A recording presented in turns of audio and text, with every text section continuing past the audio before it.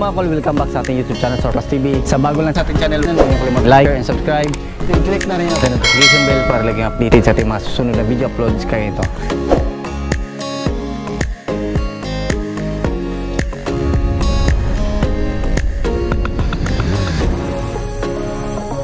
Ngayon mga kol, pakita natin yung ating Suzuki Every Wagon Smiley Edition. Top of the line po ito mga kol. K6A engine, 660cc, 64 horsepower at 6,500 RPM. Then meron naman itong maximum torque na 103 Nm at 3,500 RPM. So check natin. Ayan. So yung presyo pala nito mga kol is 315,000 double power slide na po yan. Ayan. So makita natin dito, Ansal urethane po yung gamit natin, pearl white yung kulay ng ating unit. So makita natin dyan, ang ganda ng kanyang kulay. Ayan, so black yung roof, then dito yung poste black din. Yan po yung request ng ating customer. Ayan, dito naka 3 layer headlights po yan mga kol.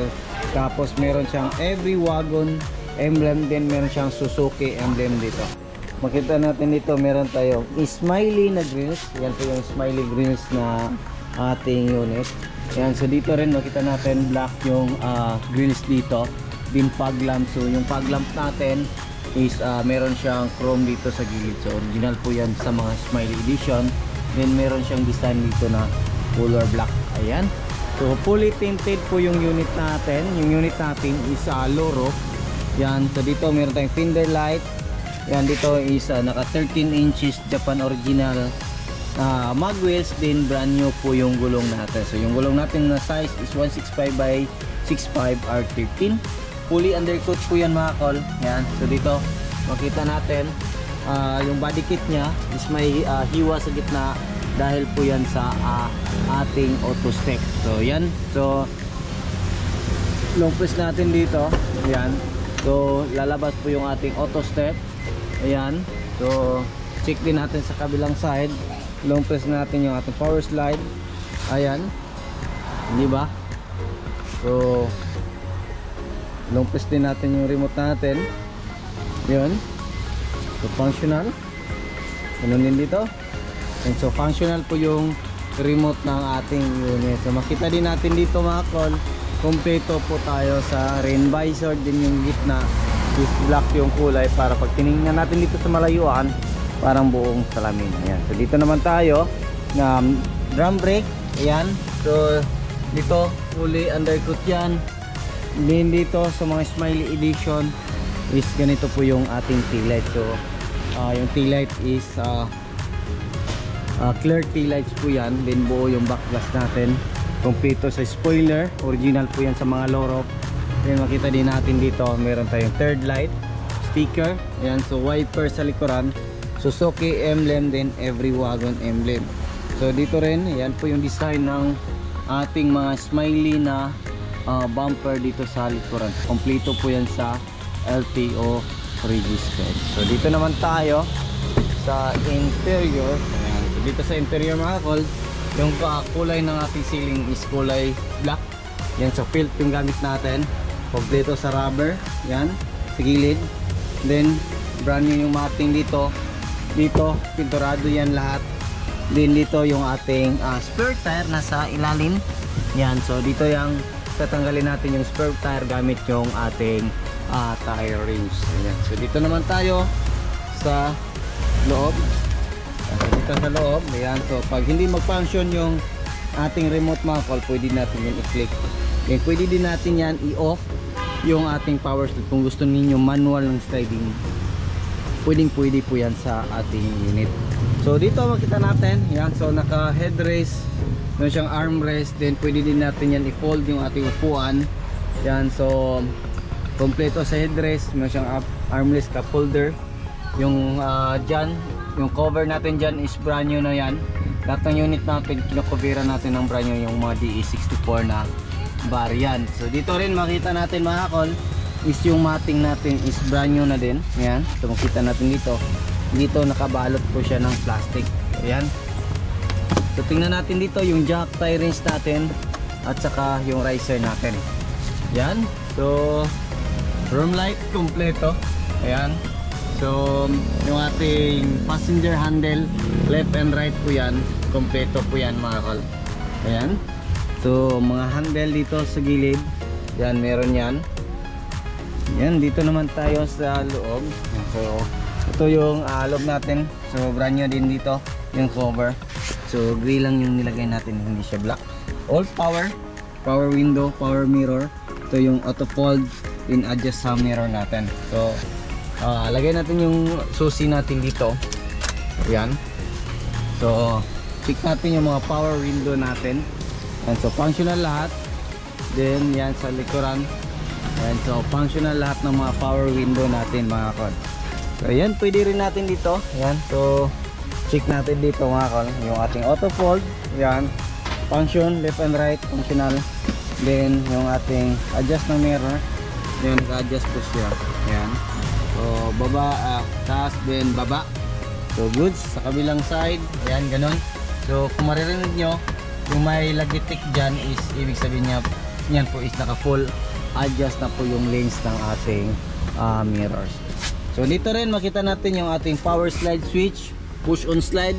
Kung gusto natin na power slide, push on off, push off, or anong tawag niyan. So hindi natin ganun lang, hindi natin patayin natin yung power slide. So ibig sabihin manual na po yung sliding natin. Yan. So hindi na po yan power slide.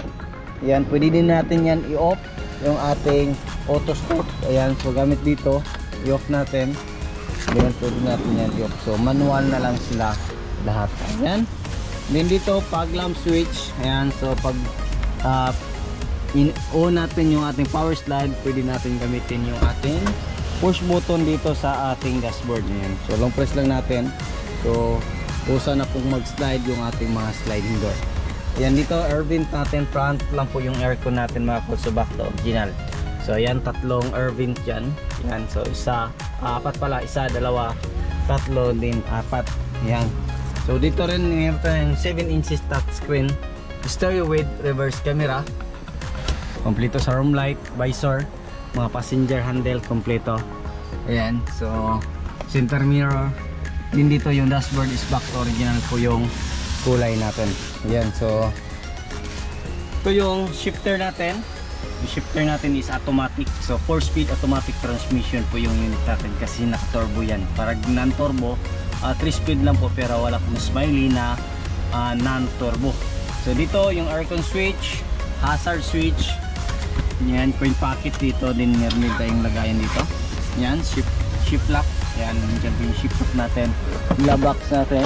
Yan. Then meron din konting box dito or lagayan. Ayan. So meron yan. Then dito yung upuan natin is kompleto sa headrest. Meron din siyang extra neck pillow. Then dito meron tayong mga extra lagayan. Then meron siyang cup holder.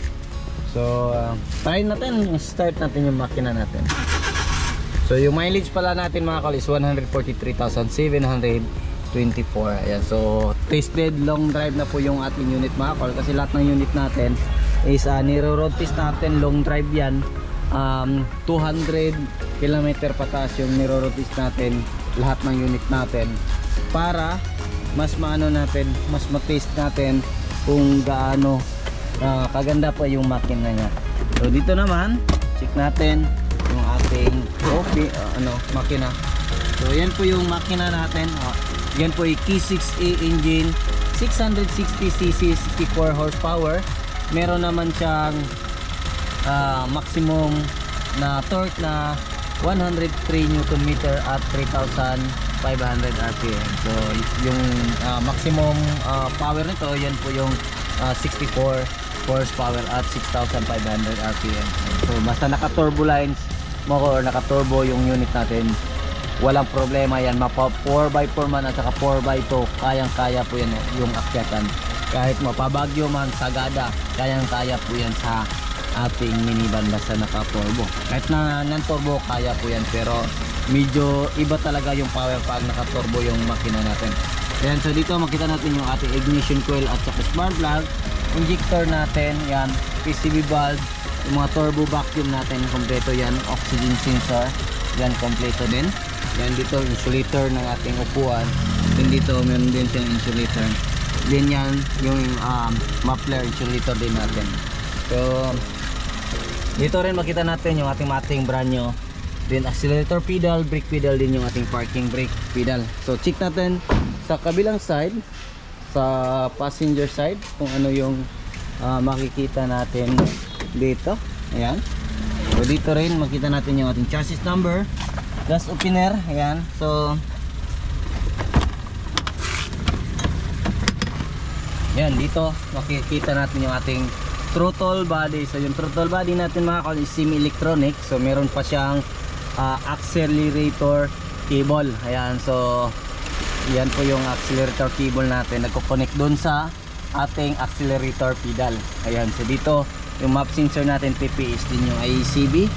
Then ito yung ating oil gauge or dipstick. Then yung ating ATF or yung ating automatic transmission fluid na gauge. Yan, ito yung ating alternator, aircon compressor. Ayan, so makita natin brand new yung brand new yung tensioner bearing at saka belt natin. Ayan, so yan yung inaano namin, halos or lahat ng unit namin binabago namin yung tensioner bearing para mas matagal po masira. Ayan, so dito yung ating air filter housing. Ayan, so dito rin yung ating ECU. Then ito yung ating main fuse box ng ating, so yan po yung unit natin ngayon na tag 315,000, top of the line sa DE64W. So latest model, ito yung pinakalas na production sa mga DE64W, yung ating Smiley edition. So next nito is mga DE17V variant na. So yung 4x2 B6 sit up, ito yung B6 sit up natin mga kol is 315,000. Pag 4x4 nito is nasa 330. So tataas na po yan, depende po sa accessories na gusto nyo ipadagdag sa ating unit. So meron ding mas mura nitong variant, yung mga hindi 3 layer nasa 300, yung mga single power slide nasa 305 to 310, depende din sa kuha namin sa supplier. So yan lang muna yung aming vlog for today mga kol. Maraming salamat po sa yung patuloy na pagsubaybay. Sa bago lang sa ating channel, don't forget to like, share, and subscribe. Then click na rin yung ating notification bell para updated kayo sa ating mga next video uploads kayo. Ingat po mga kol, and bye bye. God bless po sa ating lahat.